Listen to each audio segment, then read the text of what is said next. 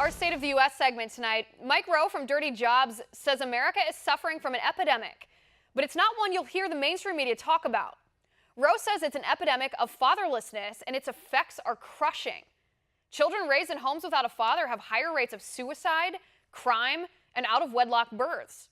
With me now to go over these statistics, Rob Henneke. Rob, thanks for being here. Well, thank you. Hello. Rob, this is fascinating. It's a really interesting point. It stemmed from an episode of Mike Rowe's show on Facebook where he was talking about bullying in our country, and he added sort of an addendum to this on Facebook saying he doesn't think that bullying is, I guess, the baseline issue here, that bullying is a manifestation of our epidemic of fatherlessness, and I think the statistics actually prove that what he says is quite true. I really commend Mike Rowe for giving emphasis on this. And he's right. There needs to be a focus on the role of the family and how that relates to so many of the problems that we have here. And one of these glaring issues that Mr. Rowe pointed out is the issue of homes that don't have a biological family. It is astonishing that there are 24 million children in the United States that do not have a biological father at the home. That is 1 in 3 children. And statistically, you see what that results in. You see that it results in a twice as high rate of dropping out of high school, a 7 times rate of teen pregnancy, and a 4-time risk that a child who grows up without a biological father is going to end up in poverty.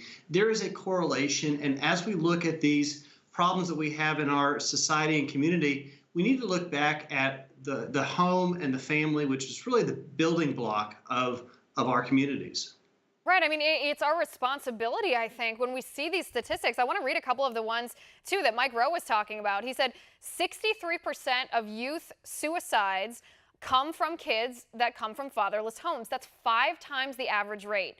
90% of all homeless and runaway kids are likewise from fatherless homes. That's 32 times the average. 85% of all kids who show behavioral disorders come from fatherless homes. That's 20 times the average.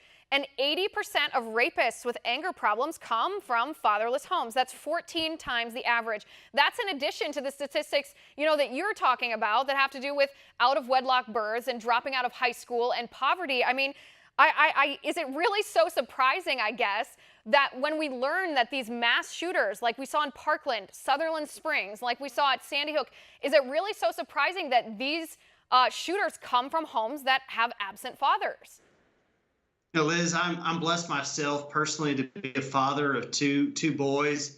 I have an 8-year-old named Michael and a 6-year-old named Jonathan. And I agree, and I want to make the point, too, that this is different than having adults in the home.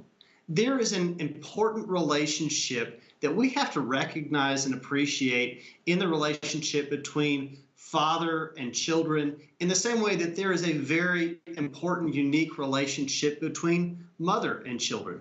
And what is highlighting here is, the tragedy of the number of broken homes that there are, of children that grow up without the role model from each side, mother and father, and how we're seeing that is leading to children that are just broken, sadly broken, and the problems that results in. Right. I mean, when you look at that statistic, 43% of kids grow up in homes without their father, and then you look at this epidemic of bullying. I mean, it's sort of the spectrum of bullying, I think, starts just with kids picking on other kids at school, all the way to committing crimes, all the way to mass shootings. I mean, it's sort of on that continuum, as horrible as that, I guess, might sound to think about or to compare that. It is all on the continuum of violating someone else's rights, starting at small, moving up to crime, then moving up to just these horrendous things. And I guess, in a sense, we shouldn't be so surprised when we look at the epidemic of absent fathers. It's an amazing point by Mike Rowe, and I appreciate him bringing it up, and I appreciate, Rob, you being on the show today to talk about it. Thanks so much for being here.